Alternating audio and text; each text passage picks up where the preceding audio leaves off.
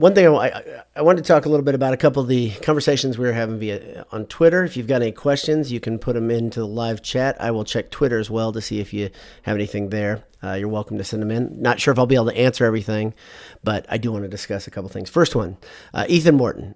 Ethan Morton's a guy I have a lot of faith in. I watched a lot of his videos in high school, watched his highlights. I think he's kind of a killer, man. This guy is a winner. He hit tons of game-winning shots in high school, played for a good program, was highly sought after by a lot of programs, and I really believe in him. He is not making any excuses for his inability to be super effective or efficient this season, in spite of the fact that he had mono to kick off the season, which is no joke, which is really tough.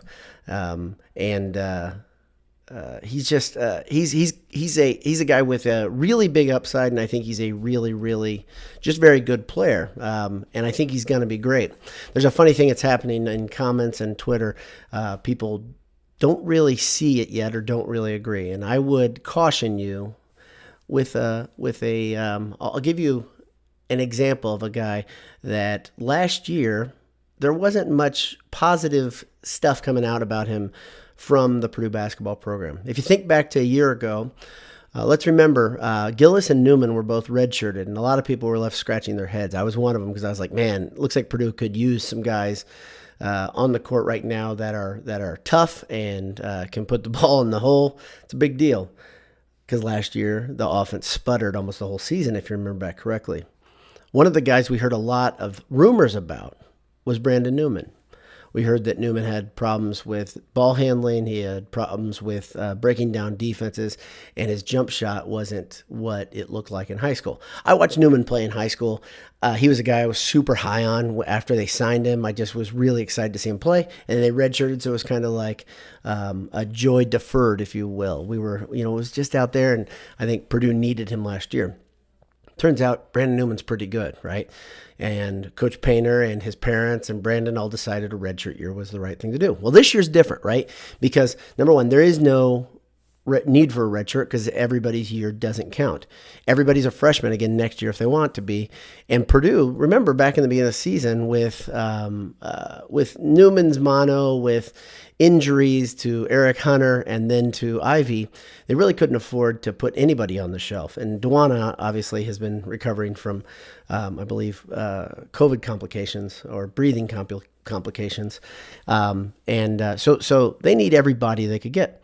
So my idea with that hot take yesterday on Twitter was simply, I think this kid's good, and I think he has huge upside, and I think he might even be able to show it this year. It's a hot take, so it's got to be kind of risky. It's got to be out there a little bit, and I think it is. I think it's a bit silly for me to say Morton will be Big Ten Freshman of the Week, but wouldn't it be amazing if this freshman put together a week where he really showed off and showed out a little bit? I think he's got it in him. That's my big point. I think he's still got it in him. I just think this year has been rough on him physically. Again, he hasn't made any excuses. I just think that the guy's got the factor that he's got very good vision. He's got great length. He's got good athleticism. He's made some mistakes this year. When you watch him play, sometimes it looks like he gets ahead of himself. Like he gets a ball out of his hand, he wish he could have it back, and he'll pass it to, right to a college Big Ten length guard who can close out a passing lane, which he's never had to deal with before this year. So he's a little bit behind. There's no doubt about that. But he's still got a lot of talent, and I would caution any of you who are kind of bailing on him or not believing in him to give the kid a chance. He's going to be really good in a Purdue uniform, and I think he might be able to show it this year. That's my only point. Second thing I wanted to talk a little bit about was kind of the NCAA tournament. The NCAA tournament prognostication, how things look for the postseason right now. Obviously, it's such a weird year, and everything's going to be in Indiana. And wouldn't it be great if we could see our Boilers playing close to home? Brian Newbert thinks a lot like I do. He talked in his postgame rap that something special is cooking here in West Lafayette. I tend to agree with him. And even with that lousy start, here's where Purdue stands. I like to do this thing. I used to do a post on the site called Poll Dancing, where it was all the polls that came down into composite, and that's the BS composite ranking. Right now, you can't really do the full composite ranking because I like to have computers and human polls, and right now Purdue is really not. It hasn't entered the top 25. Maybe they will this week in one of them. Who knows? It really doesn't matter just yet. But I think they could be 24th or 25th when the polls come out. They received 16 votes last week. And even in spite of being down one of the best shooters in the Big Ten, probably the highest percentage three-point shooter in Sash, they still managed to beat a ranked team. But look at, this week, that's right. That's just one game this week. So if you look at their rankings, right now the RPI has them at 14th. That's the highest ranking they've got of all the computers. Then the KenPom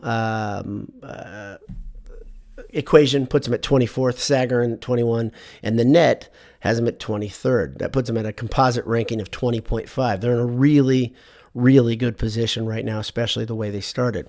There's a discussion going on Twitter earlier this morning.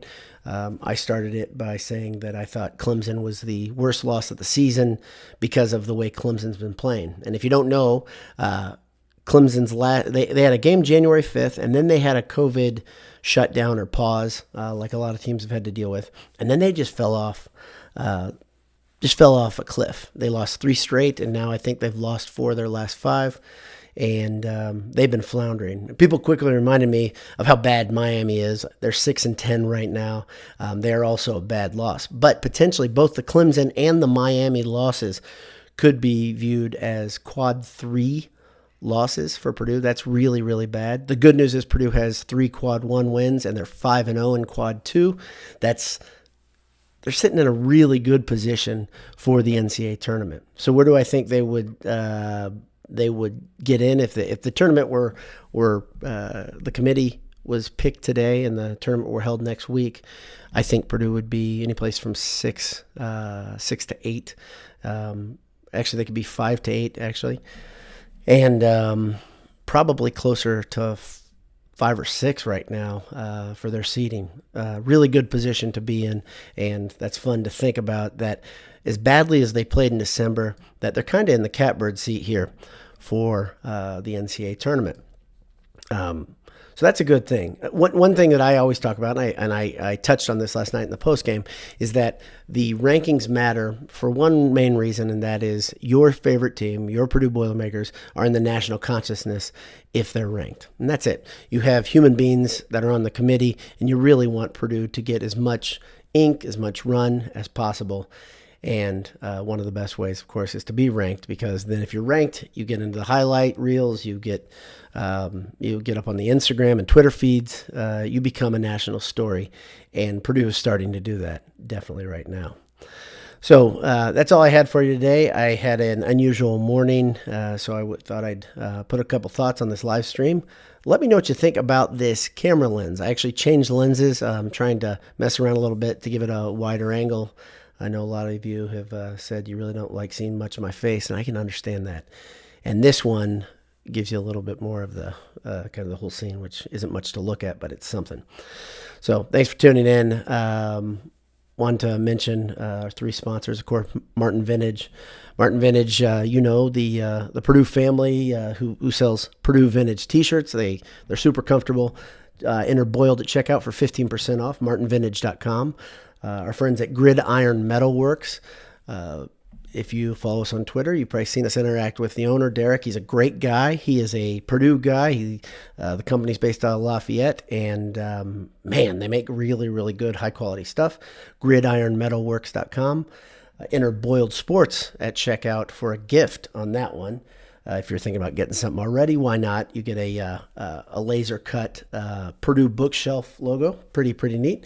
And then finally, AJ's. That's Boiled Sports' favorite burger on campus. They have 20 beers on tap. Really friendly people there. Also Purdue people. This is what we like to do with our sponsorships. EatAJ's.com. If you're near campus, you can have them delivered to your house. Get the macaroni and cheese bites. That's probably one of my favorite things after the burger. So try that. Thanks again for tuning in. And if you have any ideas this week, we're potentially recording a good old-fashioned podcast.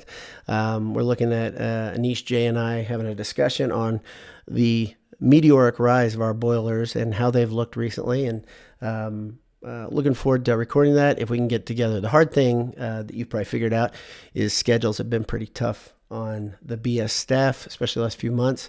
And we're trying to do what we can there. So thanks for tuning in. Have a great day. God bless you. Hammer down. We'll talk soon.